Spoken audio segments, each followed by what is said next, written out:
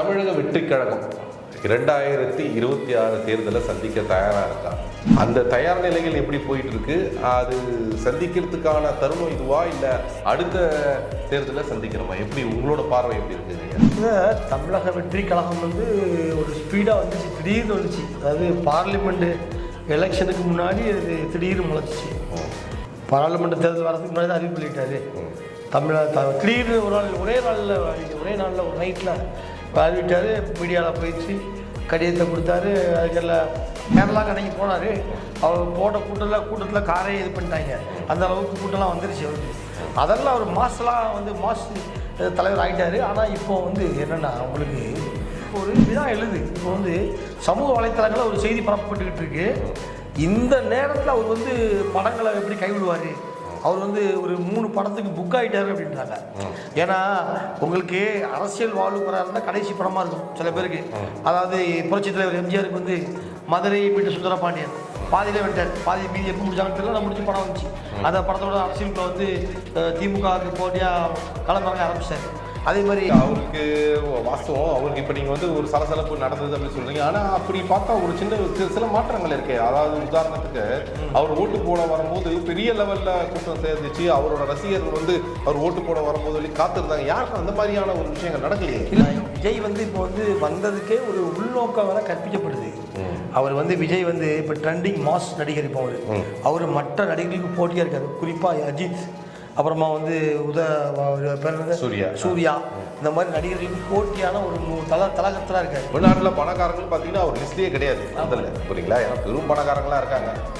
அது மட்டும் இல்லாத பார்த்தீங்க அப்படின்னா அவர் யாருக்கும் எதிரியில். இப்போ நீங்கள் சொல்றது பார்த்தா ஆளுங்கட்சியில் இருக்கிற ஃபிலிம் இண்டஸ்ட்ரி கம்பெனிஸ்லாம் அவர் தொந்தரவு பண்ணுறாங்க. அவர் தான் சம்பாதித்த பணத்தை காப்பாற்றுவதற்கு ஒரு கேடயம் தேவைப்படுது.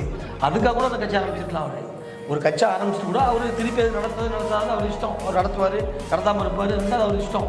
இப்போ உங்களுக்கு அவங்க என்ன பண்ணியிருக்காங்க அப்படின்னா, இது எப்படின்னா இவங்களுக்கு குடுக்கல் வாங்க போனோம், பெரிய பணம் இல்லை. இன்னைக்கு கேட்டீங்கன்னா சாதாரண ஒரு நாங்கள் அரசியல், சாதி, மதம், நிறம் இன்றி நடுநிலையாக இயங்குகிறோம். த நியூஸ் டுடே இந்தியா சேனலுக்கு விளம்பரம் மூலம் ஆதரவு தர நினைத்தால் இப்போது தொடர்பு கொள்ளுங்கள். நன்றி.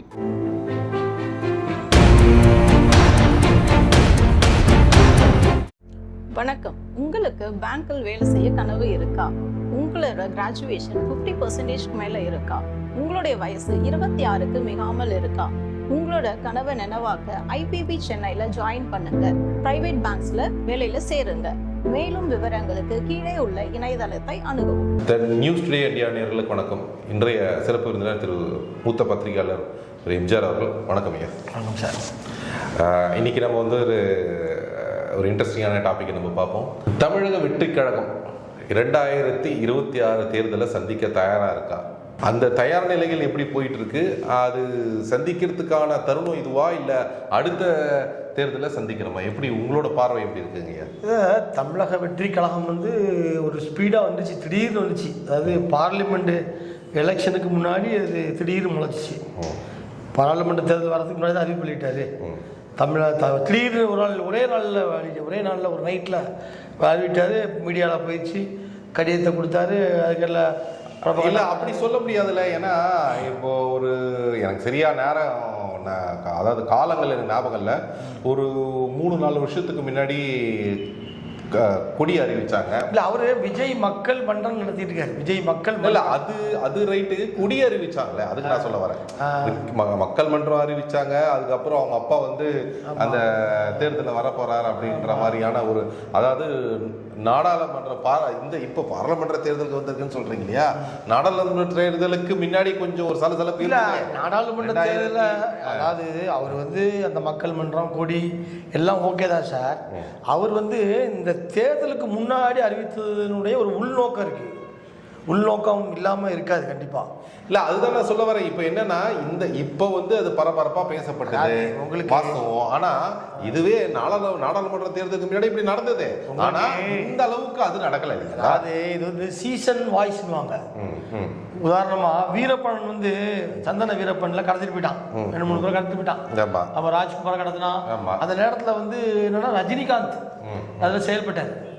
ரஜினிகாந்த் செயல்படும் போது மூவ் பண்ணாரு, கருணாநிதிலாம் ஒரு அலைன்ஸ் இருந்தாங்க.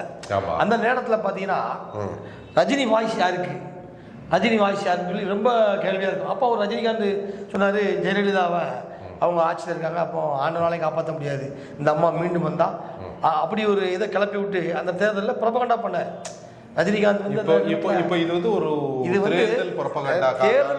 தேர்தலை ஒட்டி பரபரப்பை ஏற்படுத்துவதற்காக துவங்கப்பட்ட தமிழக வெற்றி கழகம். அதுக்கப்புறமா அதனுடைய செயல்பாடுகள்லாம் போஸ்டராக காணப்பட்டதை தவிர அடுத்த எல்லையை நோக்கி நகர்ந்த மாதிரி தெரியல. அடுத்த எல்லையை நோக்கி நகரக்கூடிய அளவுனா அடுத்து என்ன பண்ணணும்னா, இப்போ எம்ஜிஆருக்கு ஸ்பாட்ஸ் இருந்துச்சு. எம்ஜிஆர் மன்றங்கள் இருந்துச்சு. மன்றத்தை பூரா எம்ஜிஆர் என்ன பண்ணாரு? எம்ஜிஆர் ஏன் வெற்றி பெற்றார்? இன்னும் இருக்கு, இப்பயும் இருக்கு, மன்றம் இருக்குது சார். நான் போயிருந்தேன் ஒரு வாட்டி. இல்லை, எம்ஜிஆர் ஏன் வெற்றி பெற்றார்னா எம்ஜிஆர் மன்றங்களால தான் வெற்றி பெற்றார். எம்ஜிஆர் மன்றங்களில் உள்ள தலைவர்கள் இப்போ அமைச்சராக இருக்காங்க. எம்ஜிஆர் மன்றத்தில் தான் இப்போ மந்திரியா இருக்கிறாங்க, எம்எல்ஏவா இருக்காங்க. இது வழி வழியா 50 ஆண்டு காலமா இதை யாருமே இன்னும் பின்பற்ற முடியல. ஏன்னா அவர் பட்டி தொட்டிலாம் மன்றங்கள் இருந்துச்சு, அவருக்கு எம்ஜிஆருக்கு இருந்துச்சு.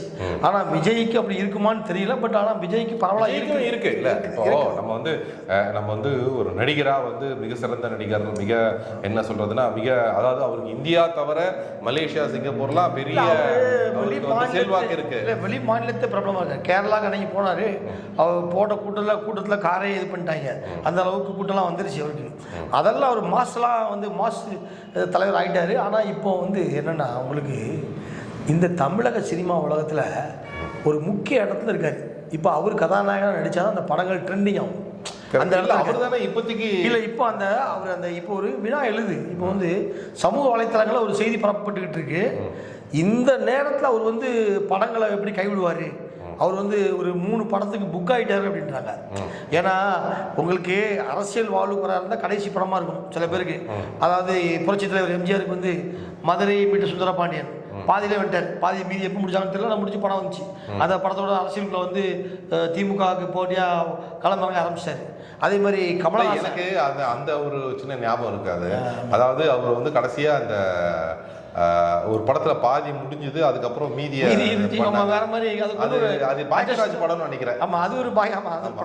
அப்புறமா இவரு நம்ம கமலஹாசன் அவரும் ஒரு படங்களை ஸ்டாப் பண்ணிட்டாரு. அவரு நடிக்கிறார்ல, அவரு பிக் பாஸ்ல வராரு. மற்றபடி அவரு நடிப்புல வெளியே வரலையா? அவர் இன்னும் நடிக்கிறாரு.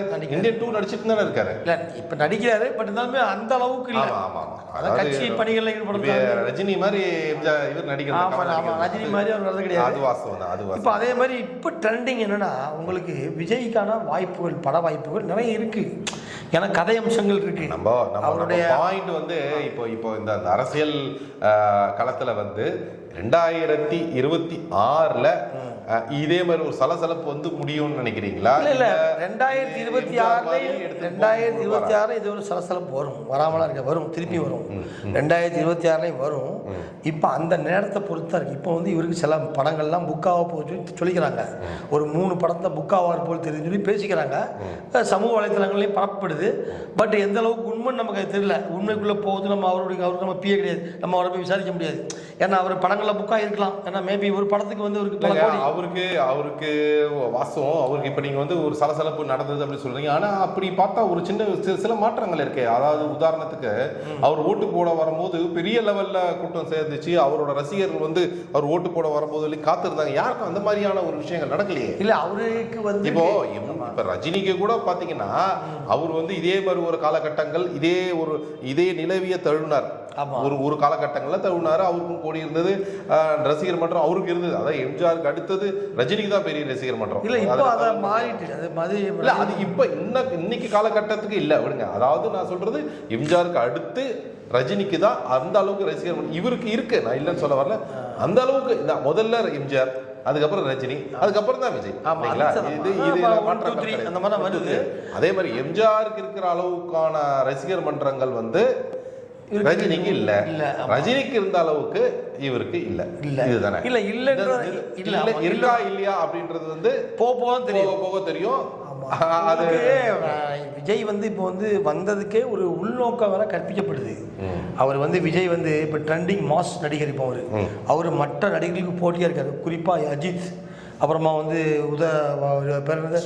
சூர்யா இந்த மாதிரி நடிகர்களுக்கு போட்டியான ஒரு தலகர்த்தராக இருக்கார். அப்படி இருக்கும் பொழுது அவருடைய பட வாய்ப்புகள் வந்து நிறைய இருக்கும். அந்த பட வாய்ப்புகளில் குறுக்கீடுகள் இருந்ததாக சொல்லப்படுது. இந்த குறுக்கீடுகள் வந்து மிரட்டல் கூட எடுத்திருப்பாங்க அவருக்கு அந்த மாதிரி இருக்கிறனால மிரட்டல்கள் யாரும் பெருசாக யாரும் பண்ண போகிறாங்க. பெரிய இடத்துக்கு போனாலே பெரிய லெவலில் மிரட்டல் தான் வரும். இப்போ உதாரணத்துக்கு சொல்ல போனீங்கன்னா இப்போ இல்லை பாரிவேந்தர் இல்லைங்க, நான் என்ன கேட்குறேன்னா கமல் ரஜினி இருக்கிறாங்க, இவங்க 2 பேரும் என்ன மிரட்டல் இல்லை. பாரிவேந்தர் எதுக்கு கட்சி ஆரம்பித்தார்? பாரிவேந்தர் ஐக்கிய ஜனநாயக கட்சி எதுக்கு ஆரம்பித்தார்? அவர்கிட்ட போய் தொந்தரவு பண்ணாங்க. அவர் பெரிய மருத்துவமனை வச்சுருக்காரு, பெரிய லெவலில் இருக்காருன்னா எல்லா கட்சிக்காரங்களும் போய் தொந்தரவு பண்ணதுனால அவரே கட்சி ஆரம்பிச்சிட்டாரு. அவர் ஒரு டெலிவிஷன் ஆரம்பிச்சிட்டாரு, பெரிய தலைமுறை டெலிவிஷன் ஆரம்பிச்சிட்டாரு. ஏன்னா இப்போ நீங்கள் அங்கே போக முடியாதுல்ல, நீங்கள் அங்கே போய் பேச முடியாது. இப்போ அதே ஐடியாவை யாரோ ஒருத்தர் கொடுத்துருப்பாங்க பொறுத்துருது. நீங்கள் எதுக்கு மற்றவங்களாம் பயப்படுறீங்க? ஒரு கட்சி அப்படி இல்லை, அதுதான் நான் சொல்ல வரேன். இப்போ கட்சி ஆரம்பிச்சிருங்க இல்லை, அதில் எனக்கு உடன்பாடு இல்லை. ஏன்னா அவர் பயப்படுற அளவுக்கான ஆளும் கிடையாது, அவரை பயன்படுத்துறதுக்கான அந்த அளவுக்கான ஒரு தேவையில்லாத ஒரு சக்தியும் எங்கேயும் இருக்க மாதிரி அப்படி நம்ம சொல்லிக்கலாம். இல்லை அவர் இப்போ பயம்ன்ற அவரை அதாவது ஒரு சில பேருக்கு வந்து ஒரு நிதர்சனமான ஒரு வார்த்தையை பேசணும் அப்படின்னா அவரால் சில பேருக்கு தொந்தரவு இருந்தால் பயம், அதாவது பயம் பொறுத்தலாம். அவருக்கா தொந்தரவு கிடையாது இல்லையா? தொந்தரவு இல்லை அப்படின்னா கூட உங்களுக்கு வந்து இப்போ வந்து அவர் வந்து ஒரு பெரிய நடிகர்களே மிகப்பெரிய நடிகர். அது தான் சம்பாதிச்ச பணத்தெல்லாம் வந்து சேஃப்டியாக வச்சுருக்கணும். அதுக்கெல்லாம் ஒரு இல்லை சார், நம்ம இருக்கிறது இந்தியா, பாகிஸ்தான் இல்லை இல்லை சரிங்களா? அவரோட பல பணக்காரங்களாம் இல்லை, பெரும் பெரும் பணக்காரங்களாம் இங்கே இருக்கிறாங்க. இன்னைக்கு ஒரு சூப்பர் ஸ்டாராக இருக்கார் சார். நான் அதுதான் சொல்ல வரேன். அந்த விஷயத்தில் எனக்கு ஒரு பெரிய மாற்று கருத்து இருக்கு. ஏன்னா தமிழ்நாட்டில் பணக்காரங்கள் பார்த்தீங்கன்னா அவர் லிஸ்ட்லேயே கிடையாது முதல்ல, புரியுங்களா? ஏன்னா பெரும் பணக்காரங்களாம் இருக்காங்க. அது மட்டும் இல்லாத பார்த்தீங்க அப்படின்னா அவர் வந்து யாருக்கும் எதிரி இல்லை. அவர் யாருக்கும் எதிரி கிடையாது, அவர் யாருக்குமே எதிரி கிடையாது. அப்போ ஏன் அவர் யாருக்காக அவர் யாருக்கு எதிரி இல்லை, தொழில் ரீதியான இல்லை, அது தொழில் ரீதியாக கூட அவருக்கு வந்து இப்போ அவருக்கு தொழில் ரீதியாக யாரும் எதிரி இருக்கிறதே கிடையாது. ஏன்னா தொழில் ரீதியாகவும் அவர் வந்து இது தொழில் தானே. அதை வந்து இப்போ நான் ஷாருக் கானா, சல்மான் கானா அவருக்கு வந்து இல்லை, அவருக்கு படத்தை புக் பண்ண சில பேர் முயற்சி பண்ணுவாங்க. அப்போ அவர் சம்மதிக்கணும்ல. உங்களுக்கு சில பெரிய எல்லாரும் பேனர்ல படம் கேட்பாங்க. பெரிய ஹீரோக்கும் அவங்களுக்குன்னு ஒரு கால் ஷீட் இருக்கணும், அவங்களுக்கும் டைம் இருக்கும், அவங்களுக்கு மனநலமா இருக்கணும். இல்ல நிறைய விஷயங்கள் இருக்குல்ல. பெரிய பெரிய பேனர்ல வந்து கேட்கும்போது இவர் சம்மதம் தெரிவிச்சா தானே அவருக்கு வந்து அந்த அதுக்குள்ள அமைக்கப்பட ஆகும். உங்களுக்கு சூழ்நிலைகள் வந்து அது ஒன்று இருக்குல்ல. அந்த நேரத்தில் அவங்களுடைய பிரயோகம் பண்ணுவாங்கல்ல, அவங்களுடைய பல பிரயோகம் பண்ணுவாங்க. அவங்கள்ட்ட ஆட்சி அதிகாரம். இப்போ நீங்க சொல்றது பார்த்தா வந்து ஆளுங்கட்சியில் இருக்கிற ஃபிலிம் இண்டஸ்ட்ரி கம்பெனிஸ்லாம் அவர் தொந்தரவு பண்றாங்கன்னு சொல்லுவாங்க. அவர் தொந்தரவு பண்ணாங்கன்னு சொல்ல வரல. பட் அவருக்கு அது நீங்க அந்த தொழில் நம்ம டைரக்டா சொல்லுவோம். தொழில் ரீதியான போட்டி இல்லாட்டா கூட அவர் தான் சம்பாதித்த பணத்தை காப்பாற்றுவதற்கு ஒரு கேடயம் தேவைப்படுது. அதுக்காக கூட அந்த கட்சி ஆரம்பிச்சிருக்கலாம். அவர் ஒரு கட்சி ஆரம்பிச்சுட்டு கூட அவர் திருப்பி அது நடத்தாது அவர் இஷ்டம். அவர் நடத்துவார், நடத்தாமல் இருப்பார், ரெண்டாவது அவர் இஷ்டம். இப்போ உங்களுக்கு அப்படி ஒரு பாதுகாப்பு கட்சி தேவைப்படுதா இல்லை சார்? அப்படி எல்லாருமே வந்து அப்படின்னு சொல்ல முடியாது இல்லைங்களா? இப்போ பணத்துக்கான கேடயம் வந்து அப்படின்னு கிடையாது. ஏன்னா அதுதான் சொல்ல வரேன். அவரை விட பெரும் பணக்காரங்கள், பெரும் சம்பாதிக்க எவ்வளோ பேர் இருக்காங்க. அதாவது ரொம்ப சாதாரணமாக இருப்பாங்க. அதுக்கு ஒரு உதாரணம் சொல்றேன். பணக்காரங்க நிறைய பேர் இருக்கிறாங்க. சில பணக்காரங்க சில அரசியல் கட்சிகளோட ஒட்டி இருப்பாங்க. நீங்க தொட்டா அவங்க வந்துருவாங்க. உங்களுக்கு இவரை தொட்டா யார் வருவாங்க? வரமாட்டாங்க. இவரே கட்சியா மாறிட்டாருன்னா வர வாய்ப்பே கிடையாது. உங்களுக்கு அந்த மாதிரி யோசிச்சு பாருங்க. இப்போ உதாரணத்துக்கு XY ஒரு கம்பெனி இருக்கு. இந்த கம்பெனி பிரச்சனை வைங்களேன். அந்த கம்பெனி வந்து ஒரு அரசியல் கட்சிக்கு தேர்தல் பத்திரம் வாங்கியிருக்கும். அவங்க உள்ள வந்துருவாங்க. நீ எதுவும் அவங்களுக்கு பண்ண முடியாது. அந்த மாதிரி பணக்காரங்க சொல்ல முடியாது. கணக்கெல்லாம் இல்லை. இப்போ இதுல நிறைய ஒரு சின்ன விவரம் சொல்றேன். நிறைய கம்பெனி, பெரும் கம்பெனிலாம் இருக்கு. நம்மளாம் நம்மளாம் 1 ட்ரில்லியன், இன்னைக்கு 5 ட்ரில்லியன் எக்கனாமி. 5 ட்ரில்லியன் தான் எங்கேயோ இருக்கு. அதாவது நம்ம ஒரு 20 வருஷத்துக்கு யோகிக்க முடியாத அளவுக்கு பணம் இங்கே இருக்கிறாங்க. நிறைய பேர் இருக்கிறாங்க, இவ்வளோ பேர் இருக்காங்க. அவங்க யாரும் வந்து என்ன சொல்றது, இந்த மாதிரியான கட்சியோ இல்லை. ரெண்டாவது, if the money is legal, அது வந்து பெரிய பிரச்சனையே இல்லை. லீகலா இருந்தா கூட லீகல்லையும் வந்து அந்த எவ்வளோ கம்பெனிக்கு ED அனுப்பிச்சு விட்டாங்க நம்ம கவர்மெண்ட் வந்து. சார் அதெல்லாம் வந்து சார் ஒரு ரொம்ப சிம்பிளா ED அனுப்பிச்சுட்டா வந்து ஒரு விசாரணைக்கு கேட்குறாங்க. இப்போ ஒரு நிறைய company ரொம்ப ஈஸி சார், ரொம்ப ஈஸியா ஒரு சின்ன இடி அம்சம் இதை ரொம்ப ஈஸியா சொல்றேன். நம்ம வண்டி போயிட்டு இருக்கு, காரு நடுவில் நிறுத்தி உங்கள்கிட்ட பேப்பர் தான் கேட்கறாங்க, அவ்வளவுதான். இடி வந்து உங்கள்கிட்ட பேப்பர் தான் கேட்க இருக்குதுன்னா போய் நேரம் போறாங்க, அவ்வளவுதான். அது ஓகே. இருந்தாலுமே நிறைய அதிகமான பேப்பர் கேட்டாங்கல்ல இப்போ. சரி, அதுதான் அதிகமான. நீங்க அப்படி கம்பேர் பண்ணீங்க, நீங்க வந்து அதிகமான பேப்பர் ஒன்றும் இல்லை. நான் ஒரு விஷயம் நடந்த விஷயங்கள், நான் வந்து எனக்கு ஒரு லாயர் ஃபோன் பண்ணுறாங்க. அவங்க வந்து என்ன கேட்குறாங்க அப்படின்னா, ஒரு கான்ட்ரிபியூஷன் சப்ஜெக்ட் தான் அது. அவங்க வந்து அவங்களோட ஒரு அன்அக்கௌண்டபிளாக பணம் யாரோ வந்து இவங்களே கொடுத்து போட சொல்லியிருக்காங்க. அன்அக்கௌண்டபிளாக இல்லை, அது யாரோ ஒருத்தர் அவங்களுக்கு தெரிஞ்சவங்கள வந்து பணம் போடுங்க அப்படின்னு சொல்லியிருக்காங்க. அவங்க என்ன பண்ணியிருக்காங்க அப்படின்னா, இது வந்து எப்படின்னா இவங்களுக்கு கொடுக்கல் வாங்கல் பணம், பெரிய பணம் இல்லை. கேட்டீங்கன்னா சாதாரண அமௌண்ட் தான், ஒரு 15-20,000 தான் பணம், மொத்தமாகவே அவ்வளோதான். 20,000 ரூபாய் தான் இவங்க எப்பயும் வாங்கியிருக்காங்க, அவங்க கொடுக்கணும், அவ்வளோதான். சின்ன இந்த 15,000-20,000ன்றது ஒரு நீங்கள் சாதாரண அமௌண்ட் கணக்குன்னு ஒன்று வச்சுக்க முடியாது இல்லையா? இந்த பணம் கொடுக்கும்போது என்ன நடந்திருக்கு அப்படின்னா, அதில் வந்து மிஸ்மேட்ச் ஆகி இவங்க அக்கௌண்ட் ஃப்ரீஸ் ஆயிடுச்சு, அக்கௌண்ட். ஆமாம், இந்த மாதிரி சில விஷயங்கள் நடக்கும். இது வந்து சாதாரண, அது ஒரு எக்ஸ்பிளேஷன் கேட்பாங்க, அவ்வளோதான். ஸோ அந்த மாதிரி வந்து இப்போ என்ன நடக்குது அப்படின்னா, நான் வந்து வட மாநிலத்துக்கு போயிட்டு கொஞ்ச நாள் இருக்கும்போது கண்டினியூஸாக ஒரு டெபிட் கார்டை யூஸ் பண்ணது, அது பிளாக் ஆயிடுச்சு. அதுக்கு அவங்க என்ன சொல்கிறாங்க எக்ஸ்பிளனேஷனு, ஏங்க நீங்கள் தான் அதை யூஸ் பண்ணுறீங்களா எனக்கு தெரியணும் இல்லைங்க, அதனால பிளாக் பண்ணி கேட்குறோம். அப்படி அது வந்து அது செக்யூரிட்டி செக் மாதிரி. ஸோ இந்த மாதிரி நம்ம அவரோட பணத்தை வந்து சேஃப்கார்டு வச்சுக்கணும் அப்படின்னு விருப்பப்படுறார் அப்படின்னால் எவ்வளோ வழி இருக்கு. இல்லை இருக்குது சார். இப்போ அண்மை காலமாக அவங்களுக்கு சில நடவடிக்கைகள், அரசியல் சார்ந்த நடவடிக்கைகளை பார்க்கும் பொழுது நிறைய இடங்களுக்கு இடி, ஐடி, அப்புறமா வந்து சிபிஐடைய விசாரணைகள்லாம் தொடரும் போது இவருக்கும் அந்த அந்த அச்சுறுத்தல் இருந்தாலும் கட்சி ஆரம்பிச்சிருக்கலாம்னு சொல்லி பேசப்படுது. நம்மளால சொல்ல முடியாது. அதாவது ஒரு வேலி தேவைப்படுது. இது ஒரு வியூ. பயிர் வளர்ந்துருக்கு சார், வேலி போட்டால் தான் முடியும்னா ஒரு வேலி போடக்கூடிய கட்சி அவர் ஆரம்பிச்சிருக்கலாம்ல. உள்ள ஆடு வரக்கூடாது இல்லை மேய்கிறதுக்கு வந்து உங்க அந்த மாதிரி அவர் ஆரம்பிச்சிருக்கலாம்ல. ஆனால் நீங்கள் சொன்ன மாதிரி 2026 இதே மாதிரி பரபரப்பு தான் வருமே தவிர அவர் வருவாரா வந்து போட்டிடுவாரான்றது அந்த நேரத்தில் தான் முடிவு தெரியும். தெரியுமா, அவர் நிறைய படத்தில் நடிக்க போறாரு. படத்தில் நடிச்சு ஒரு ட்ரெண்ட் ஆகி போச்சுன்னா அவர் நிறைய படம் 2025 2026 2 வருஷம் தான் இருக்குது. உங்களுக்கு நிறைய படம் புக் ஆகி போகும்போது பல 1000 கோடி சம்பாதிச்சுடுவார்.